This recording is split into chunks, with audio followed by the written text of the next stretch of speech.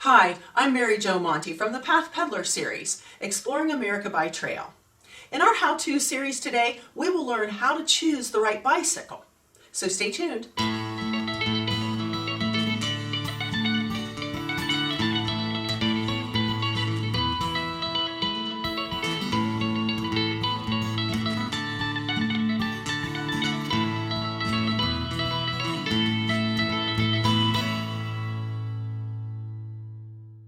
Today we're going to talk with Bruce Baldwin at the Ernie's Bicycle Shop in New Philadelphia, Ohio. We're going to talk about how to choose a bicycle. Now I notice, Bruce, in your shop that there are tons of different bicycles in this store. There are a lot of different kinds of bikes to pick from in today's world. And when we get a customer that comes in that may not have an idea of what style of bike they want, we'll ask them some questions to try to figure out what bike will best meet their needs and their dreams. What sorts of questions do you ask? Right away, we're going to ask, where are you going to ride?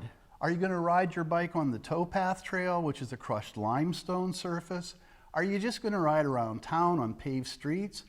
Do you have dreams of being a road racer, maybe winning the Tour de France? Do you like to mountain bike, go off-road deep into the woods where you can get all muddy and you know, dodge the rocks and the trees? So we'll ask some leading questions that will hopefully help them figure out which is the best bike to meet their needs. Mm-hmm. And then what do you do after that? You've got some questions. What will we do? We'll talk to them more about, is it important to you to go fast? Is it important to be comfortable? How often are you going to ride? What's the longest distance that you could ever imagine riding in one day? Oh my gosh, that's a great question. When somebody comes in and they haven't ridden a bike for a few years maybe, and you know they've got a couple in the garage that are dusty and old, but they want to get back into it. One of the bikes that we a lot of times will suggest is called a comfort bike. Alrighty. We've got one here to show you.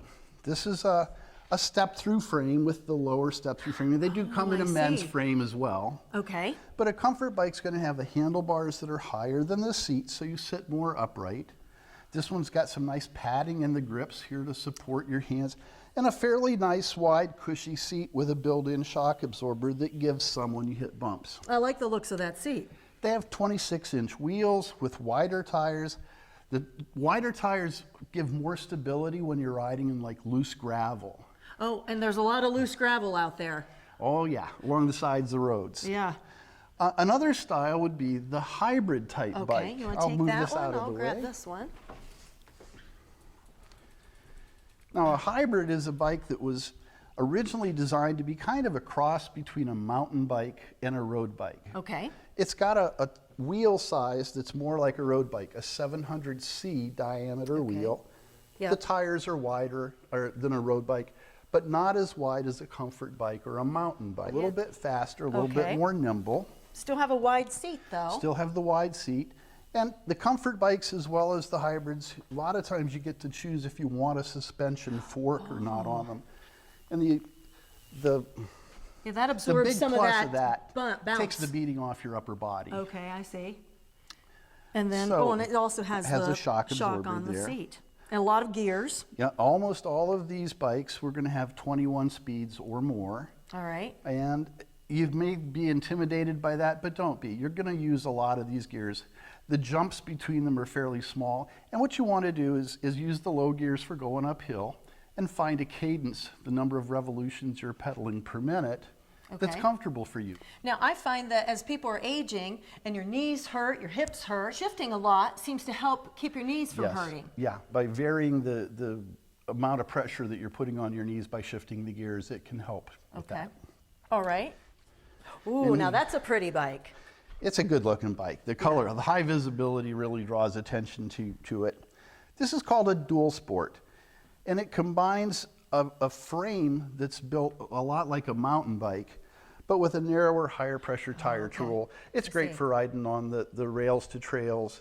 You can do a little bit of off-roading on it and on the road too. It's just an all-around great choice for people that want a bike that will get them exercise and have a lot of fun on it. Now I noticed the handlebars and the seat seem to be a little bit farther apart here. It does have a longer cockpit, that distance from the seat to the handlebars.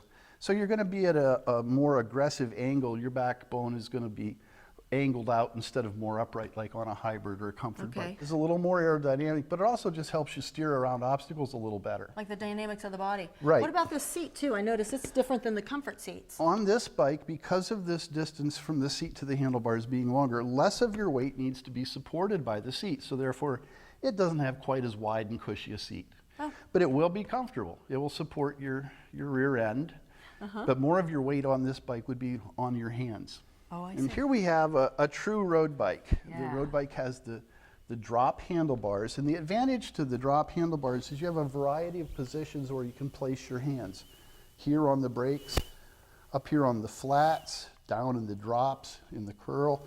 So, Because you're probably going to go farther distances. Yeah, people that ride road bikes tend to go the longer distances, and they appreciate having that variety of hand positions to change their position on the bike more. But the road bikes tend to be lighter. They definitely have a thinner profile tire. Yeah.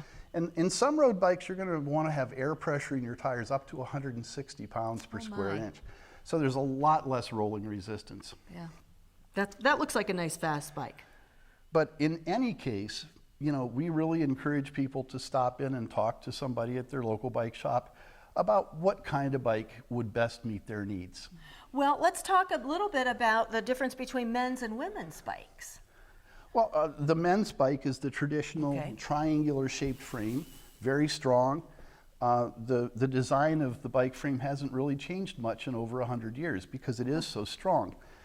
We find that a lot of men in their golden years, somebody like me maybe, but if you've had like knee surgery or a hip replacement, getting off and on this bike is a lot easier. You just step through. You don't have to swing your leg up over the frame. Well, and a lot of times women don't want this kind of bike. They want the men's frame. But So- if you've had a hip replacement or a knee replacement, it can be really difficult to swing your leg up over the seat. It would be much easier to step through. Don't get caught up in the gender-specific frame debate. right. Just get the bike that fits. To get that expert advice and to know exactly how to ask the consumer, just to guide you to choosing the right bike, you can't do that on your own. You really need a good quality bicycle shop that has the experts who repair them and sell them. You know exactly what you're talking about. I think that's great to be able to guide the person because after all, what, a third of all Americans ride a bicycle, right? Well, yeah, that's the latest statistic I've seen is that about a third of Americans ride bikes. And it just makes sense that you get a bike that's going to do what you want it to do to help you have the best cycling experience possible.